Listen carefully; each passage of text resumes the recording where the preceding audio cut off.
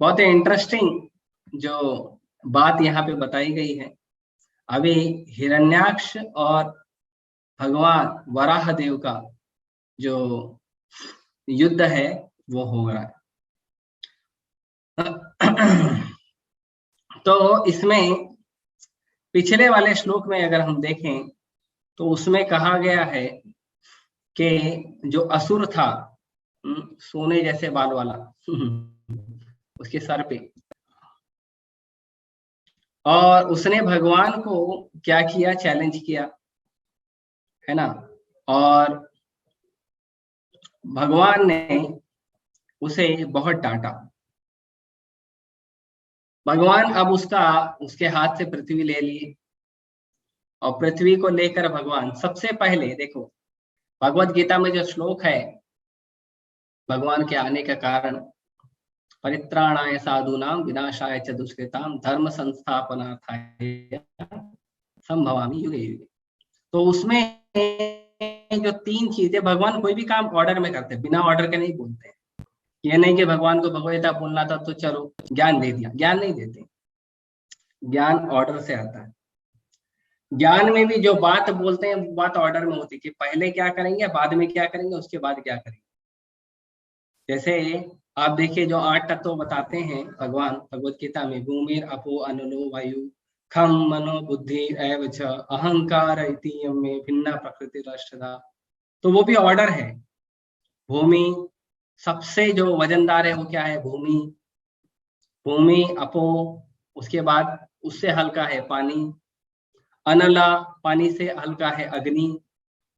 वायु, अग्नि से हल्का है वायु। खम, वायु से हल्का है जो आकाश। हाँ, फिर आकाश से हल्का क्या है, मना। मन से हल्का क्या है, बुद्धि।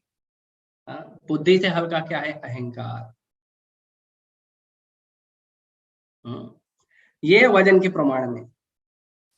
और अगर इसको भाव के प्रमाण में देखेंगे तो सबसे हल्का है पृथ्वी, उससे वजन है पानी, उससे वजन है अग्नि, उससे वजन है वायु, उससे वजन है आकाश, उससे ज्यादा वजनदार है मन, और मन से ज्यादा वजनदार है बुद्धि, और बुद्धि से भी शक्तिशाली है अहंकार।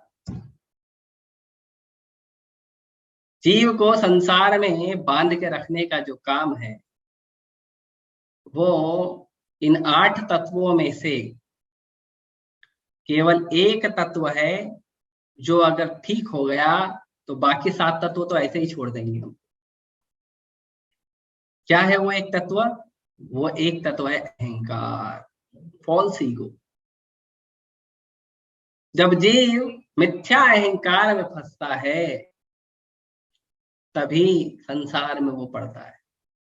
हालांकि अहंकार वजन में सबसे हल्का है, लेकिन भाव में सबसे ज्यादा वजनदार। सबसे ज्यादा शक्ति उसी का है हमें संसार में बांधे रखने के लिए। किसी व्यक्ति को देवता या असुर अहंकार ही बनाता है।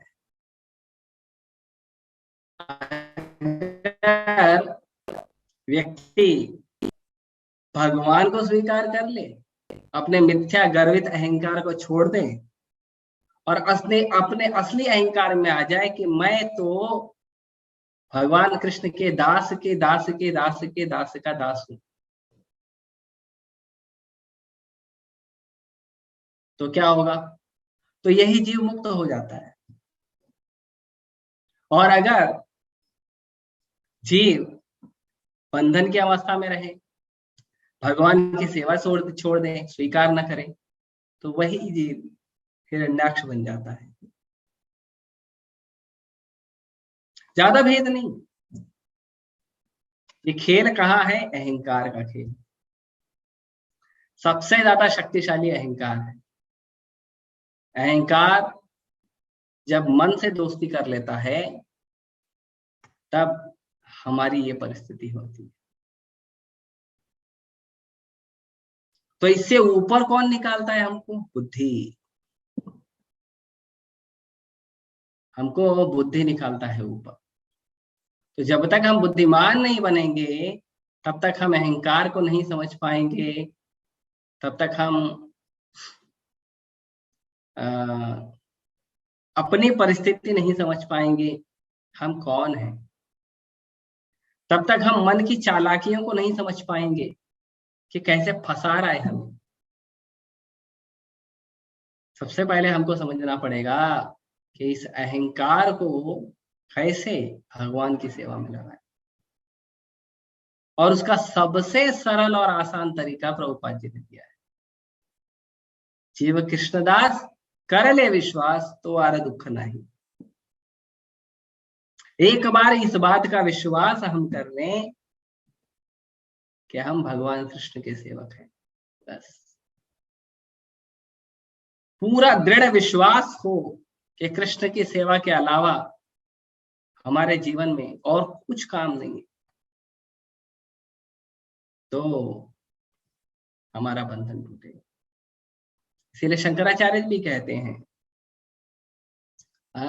कर्म्यापि एकम तस्य देवस्य सेवा। आजकल लोग बोलते हैं कोई एक काम बताओ, वो एक काम करेंगे हम। हमको भगवान भी एक ही चाहिए, पढ़ने के लिए बुक भी एक ही चाहिए, जप करने के लिए मंत्र भी एक ही चाहिए, और काम भी एक ही बताओ। बहुत सारा काम बताओ मत, सेवा प्रभु जी बहुत सारा बताया मत करो, एक ही सेवा बताया करो। तो शंकराचार्य जी को पहले से पता था ऐसे लोग आएंगे 1000 साल बाद। उन्होंने क्या किया, उन्होंने पासवर्ड दे दिया। शंकराचार्य जी कहते हैं एकम शास्त्रम देवकी पुत्र गीतम। एक ही बुक पढ़ना है, पढ़िए। कौन सा? देवकी के पुत्र ने गाया हुआ गीत, श्रीमद् भगवद गीता यथारूप। एकम शास्त्रम देवकी पुत्र गीतम। केवल भगवद गीता पढ़िए। भगवद्गीता के आधार पर जो शास्त्र हैं, श्रीमद् भागवतम है और भी जो अन्य शास्त्र हैं, वो पढ़िए। दूसरा, एको देवो देवकी पुत्र, एक ही भगवान होना चाहिए। कौन सा? Certainly only. कौन होना चाहिए? कृष्ण, देवकी का पुत्र।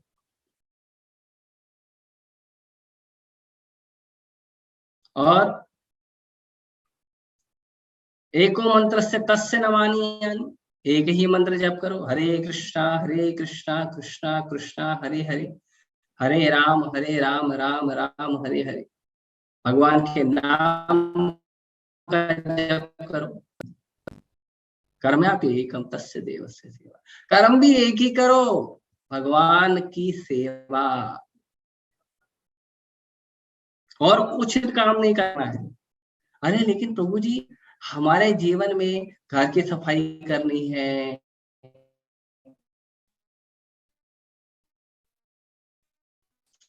सब्जी लाना है, कुकिंग कर, तो ये सब कब करेंगे?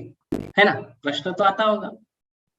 यस, तो हमें कुकिंग करना चाहिए भगवान के लिए, घर की सफाई करनी चाहिए, ये सोच करके इस घर के मालिक भगवान है, हम तो सेवक हैं। मालिक को अगर घर साफ मिलेगा तो मालिक सेवक पे ज्यादा कृपा करेगा। ये सोचकर हमको घर साफ करना चाहिए। तुरंत हमारी जो चेतना है वो कृष्णमय हो जाती है।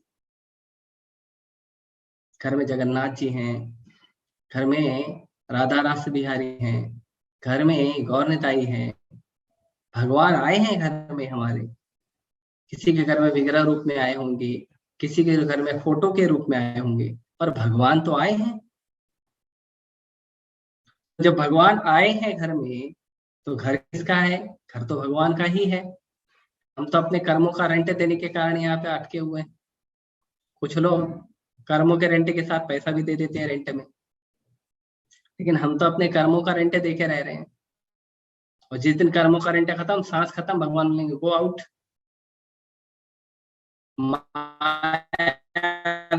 आउट प्रभुपाद जी बोलते। जिस समय, जिस क्षण हमारा यहाँ पर हमारे हमें जो दिया गया, जितनी सांसें हैं, जिस क्षण वो समाप्त होती है, maya will kick out, no more master, तुरंत हमें भगा दिया जाएगा। सो हम तो भगवान के घर में रह रहे हैं, तो सफाई करें भगवान के घर की, चीजों को व्यवस्थित करें, सुंदर बनाएं। घर सुंदर होना चाहिए, बहुत सुंदर होना चाहिए। क्यों? क्योंकि भगवान का घर है, हम तो सेवक हैं। तो इस भाव से जब हम करते हैं, तो हमारा घर का साफ करना, घर को सुंदर बनाना, घर में कुकिंग करना, ये सब क्या हो जाता है? भगवान का सेवा। घर के मेंबर की सेवा करना, क्यों? क्योंकि वो भगवान के अंश हैं। अगर भक्ति कर रहे हैं तो वैष्णव हैं, तो उनकी सेवा करें, वो भी भगवान की सेवा है। उसके साथ साथ विग्रह सेवा करें, उसके साथ साथ भगवान की भी थोड़ी सेवा करें। जैसे डायरेक्ट सेवा जो होती है, भगवान को भोग लगाना है, उठाना है, सुलाना है, सब एक एक करके भगवान की सेवा करें। जब भी हमारे साथ कोई घर का मेंबर आता है, घर का मेंबर है, तो उसके साथ बातचीत कर रहे हैं, कुछ कर रहे हैं, तो प्रयास करें भगवान की चर्चा करें। यदि भगवान की चर्चा करने के लिए कुछ नहीं है, तो कुछ भगवत गीता, कृष्णा बुक, भागवतम कुछ उठा के उनके साथ बैठकर पढ़ें। कुछ नहीं तो प्रसाद पा रहे हैं साथ में, प्रसाद पाते समय लेक्चर चालू कर दें प्रभुपाद जी का।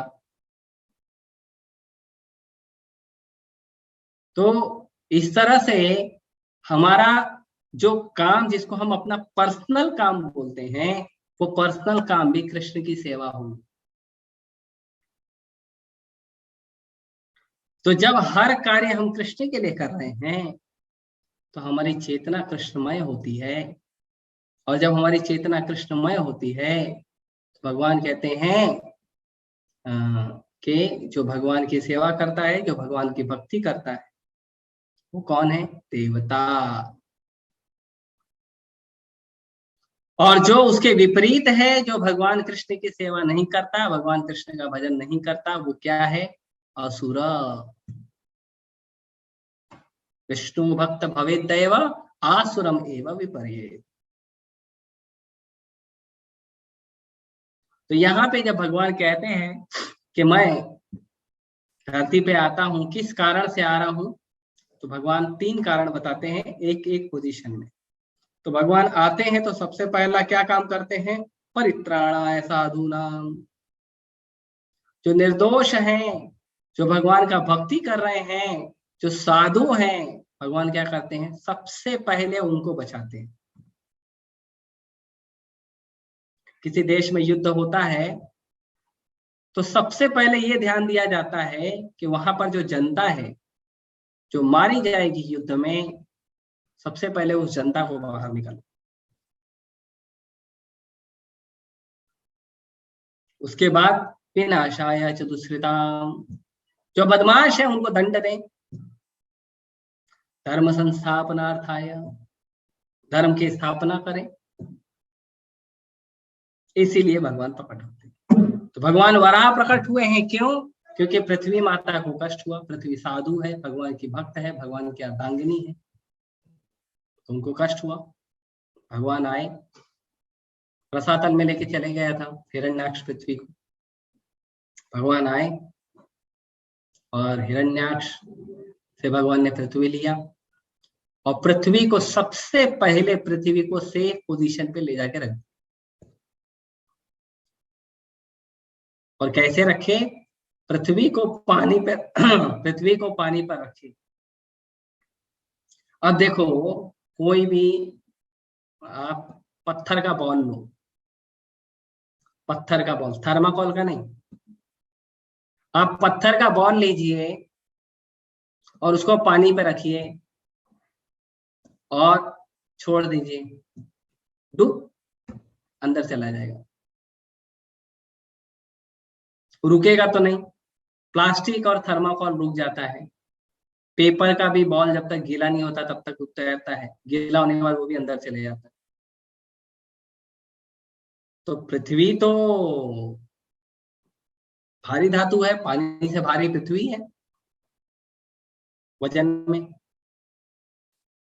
तो अगर भगवान ने पृथ्वी को पानी पे रखा तो पृथ्वी तो डूब हो जाएगी। इसीलिए कहा है यहाँ पे जो शब्द का उपयोग हुआ है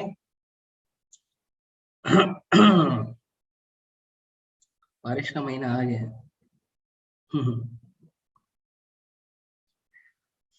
तो यहाँ पे कहते हैं कि स्वसत्वम, स्वसत्वम।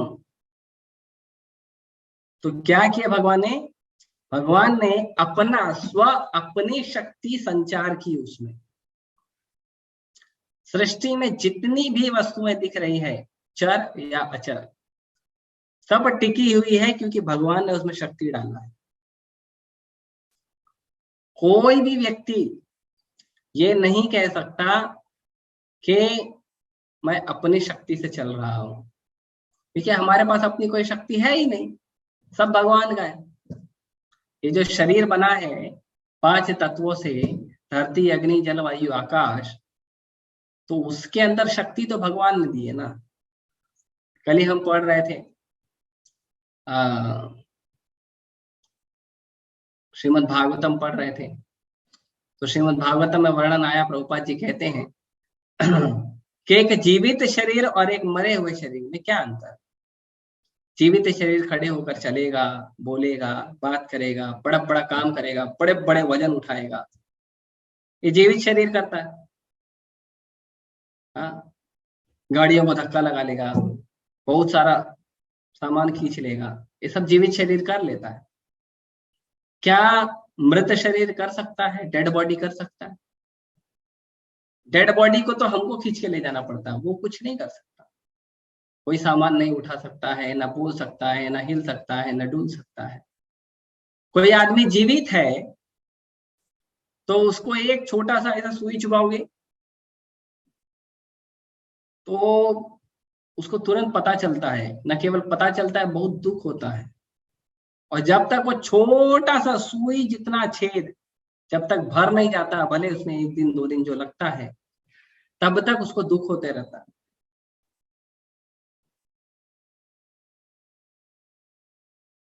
लेकिन डेड बॉडी, उसको चाकू लेके, तलवार लेके 50, 100, 500, 1000 जितना चाहिए टुकड़ा कर, वो एक बार भी बोलेगा नहीं अरे भाई 100 बार तो मार लिया और क्यों मार रहे हो, वो नहीं बोलेगा। क्यों नहीं बोलेगा? क्या अंतर है एक जीवित शरीर में और एक मृत शरीर में? अंतर है भगवान की शक्ति। आत्मा भगवान का अंश है, भगवान की शक्ति है। तो जब भगवान की वो छोटी सी, छोटा जो स्पार्क है कृष्ण का, जब किसी शरीर में प्रवेश करता है तो वो शरीर शक्तिशाली होता है। वही छोटी सी, छोटा सा जो स्पार्क है भगवान का, वो चींटी में होता है, वही हाथी में होता है, वही वेल में होता है, वही तिमिंगला में होता है, और वही चलाता है। एक आदमी भले वेल मछली को नहीं उठा पाए, लेकिन अगर वही आदमी को वेल का शरीर मिलेगा तब वो बरोबर उठा लेगा अपने शरीर। कहां से आ रही है शक्ति? कृष्ण से आ रही है। इसीलिए तात्पर्य के शुरुआत में प्रभुपाद जी कहते हैं कि जो असुर हैं वो कभी नहीं समझ पाएंगे कि भगवान ने पृथ्वी को पानी पे कैसे तैराया। ऐसा एक और उदाहरण हम भगवान की एक बहुत ही मधुर सुंदर लीला में पढ़ते हैं कि भगवान ने पृथ्वी को पानी पे कैसे तैराया, और वो है भगवान श्री राम का लीला। इसमें भगवान श्री राम ने पत्थर का पुल बना दिया, राम सेतु। पत्थर पे सिर्फ भगवान का नाम लिखा है और उसको पानी में छोड़ दिया।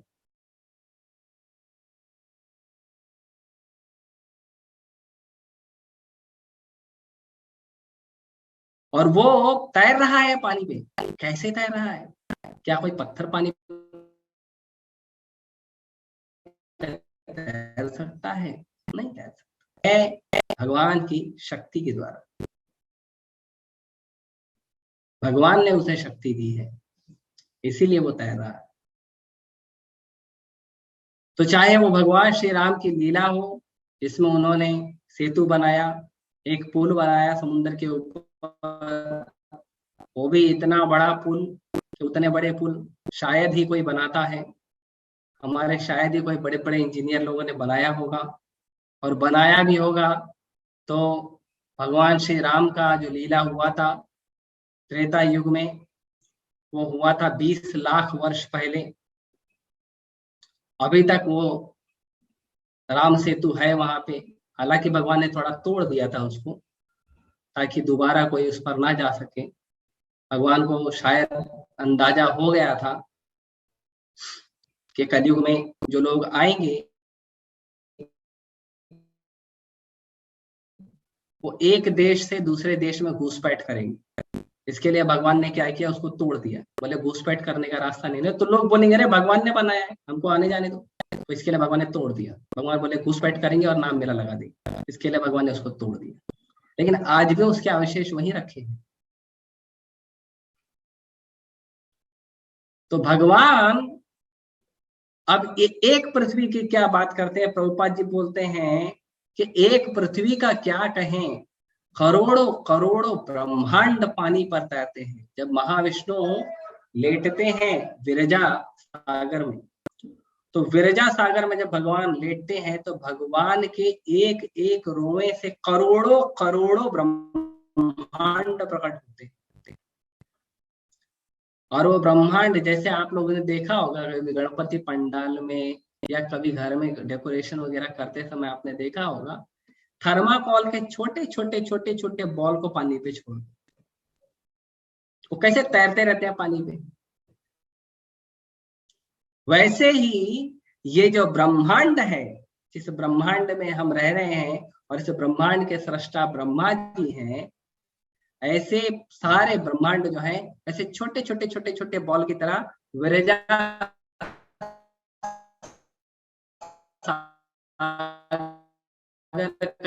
जो पानी है उस पर तैरते रहते। कार्य नहीं करता। जब महाविष्णु जो कारणोदक्षाई विष्णु है, कारण सागर वाले, जब भगवान उसमें से अपने आप को एक्सपांड करते हैं और हर छोटे छोटे छोटे छोटे ब्रह्मांड में जो थर्माकोल की बॉल की तरह है, उस ब्रह्मांड के अंदर जब भगवान प्रवेश करते हैं गर्भोदक्षाई विष्णु के रूप में, तब जाके वो ब्रह्मांड एक्टिवेट होता है।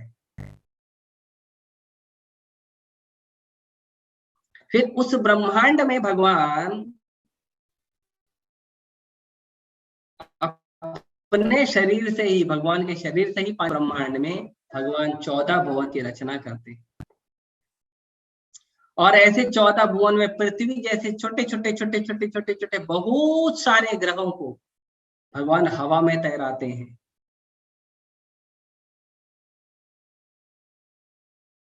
तो भगवान किसी को पानी में तैरा रहे हैं, किसी को हवा में तैरा रहे हैं। एक छोटी पृथ्वी का क्या बात करें, समुद्र का सेतु भगवान श्री राम ने बनाया, उसमें भी प्रभुपाद जी लिखते हैं जहाँ पे एग्जैक्टली सेम प्रभुपाद जी ने कहा है, एग्जैक्टली सेम प्रभुपाद जी वहां पर भी लिखते हैं कि छोटे छोटे पत्थर तैराना ये असुरों के लिए विचार का विषय हो सकता है, लेकिन भगवान के भक्तों के लिए बिल्कुल नहीं है। भगवान के भक्तों को पता है कि कृष्ण सर्वशक्तिमान है, कृष्ण कुछ भी कर सकते हैं, कृष्ण के लिए कुछ भी असंभव नहीं है। 7 साल का छोटा बच्चा अपने बाएं हाथ की, बायां हाथ जो है वो थोड़ा कम एक्टिव होता है, दाएं हाथ से कम एक्टिव होता है बायां हाथ। जो लोग राइटी होते हैं ना, दाएं हाथ से काम करने वाले, उनको पता है कि अगर वो बाएं हाथ से काम करेंगे थोड़ा डिफिकल्ट होता है क्योंकि वो कम एक्टिव रहता है। तो जो कम एक्टिव हाथ है हमारा बायां हाथ, उस बाएं हाथ की जो सबसे इनएक्टिव जो हमारी उंगली है, सबसे कम उपयोग की जाने वाली उंगली है, उस उंगली के जो नॉन एक्टिव बिना काम करने वाला नाखून है, उस नाखून के भगवान ने सिरे पर, उसके टॉप ऑफ द पॉइंट जो नाखून का है, उस पे भगवान ने गोवर्धन धारण किया था। 7 साल का छोटा बच्चा,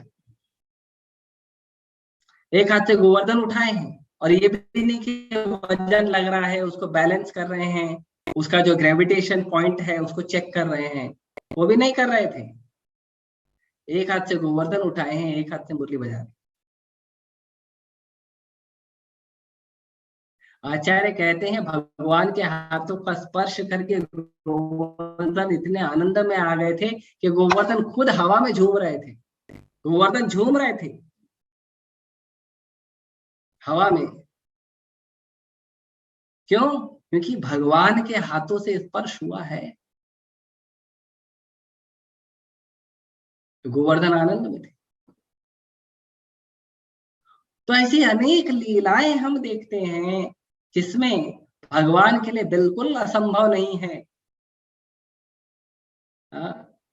कि हवा में किसी चीज को तैरा देना, किसी चीज को पानी में तैरा देना, बिल्कुल असंभव नहीं। भगवान के लिए सब कुछ संभव है और भगवान आसानी से इसे कर सकते हैं। इसीलिए भगवद गीता में भगवान कहते हैं, मयि अध्यक्षेण प्रकृति सूयते सचराचरम। ये जो प्रकृति है, ये जो पूरा संसार है, ये जो सृष्टि है, ये कैसे चल रही है? मेरी अध्यक्षता में चल रही है। भगवान कृष्ण की अध्यक्षता में चल रही है। पुष्टि करते हैं भगवान। यहां तक के भगवान भगवत गीता में कहते हैं, एका अंशेन स्थितो जगत। मेरी अध्यक्षता तो ठीक है, कोई बोलेगा आपकी अध्यक्षता में होगा तो आपने बहुत सारा पावर दिया होगा, आपके पावर के सपोर्ट पे वो पूरा जो भौतिक जगत है वो टिका है। भगवान बोलते हैं नहीं, मेरे एक अंश पर ये पूरा सृजित सृष्टि ब्रह्मांड टिका हुआ है, एक अंश।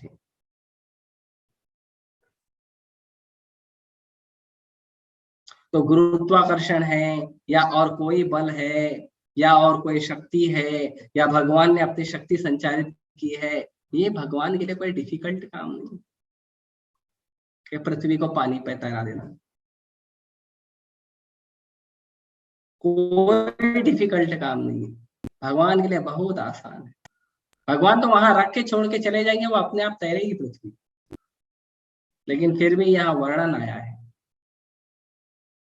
और जब भगवान ने ऐसा अद्वितीय कार्य किया जिसे हिरण्याक्ष तो समझ में शायद नहीं पाया होगा, लेकिन ब्रह्मा जी समझ गए, देवी देवता समझ गए, भगवान के भक्त समझ गए और उन्होंने फूलों की वर्षा करने लगे। वो भगवान पर बहुत सारे फूलों की वर्षा करने लगे। और इसीलिए भगवान कभी भी कोई भी अद्वितीय कार्य करते हैं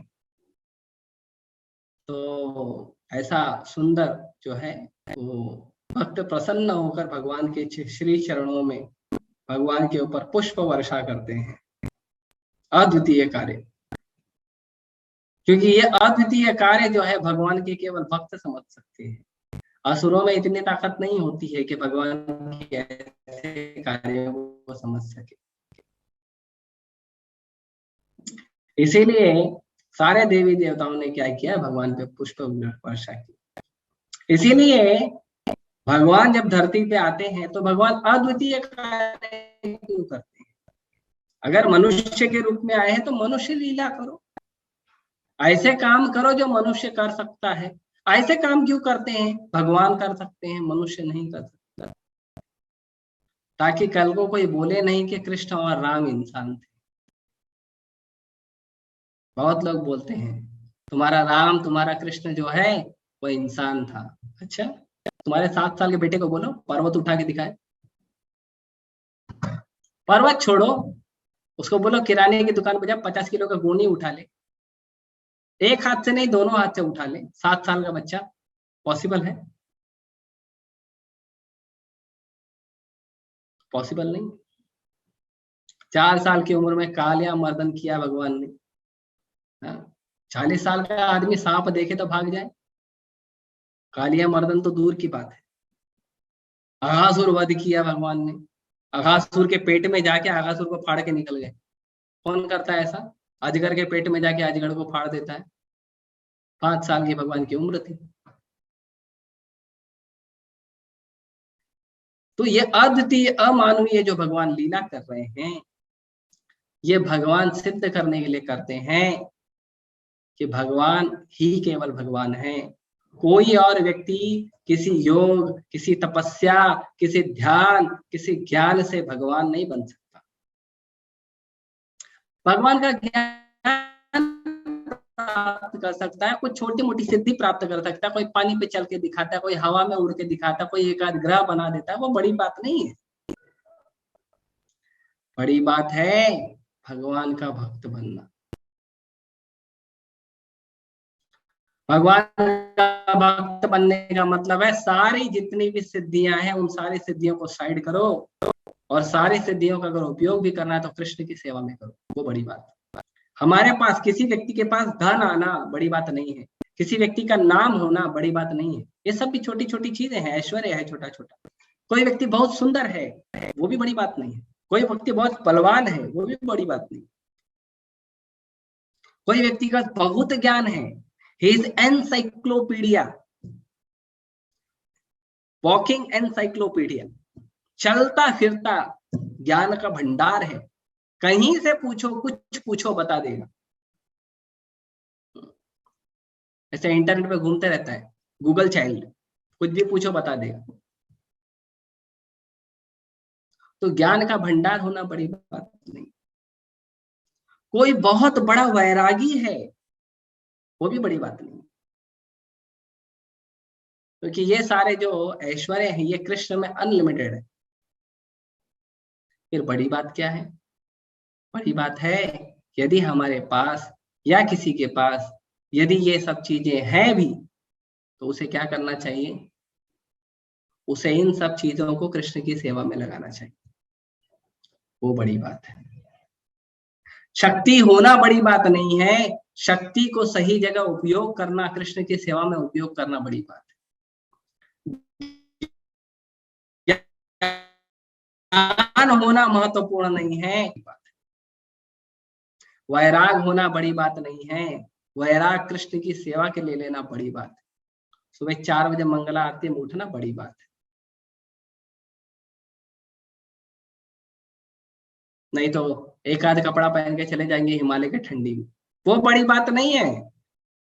ठंडी के टाइम पे भी सुबह 4 बजे उठ के सुबह 4 बजे उठ के मंगला आरती के लिए तैयार होके भगवान के सामने आना बड़ी बात है, नहा के पानी से, ये बड़ी बात है। तो ये सब बड़ी बात नहीं है। ज्ञान, वैराग, सुंदरता, धन, धन तो बहुत है लोगों के पास। हमने तो सुना है कुछ न्यूज में, कुछ सालों पहले कुछ न्यूज आया करती थी कि कुछ भिखारी भी ऐसे हैं भारत के जो करोड़पति अरबपति है। भीख मांग मांग के बन गया। अरे था कर्मों में, भीख मांग के अरबपति बन गया।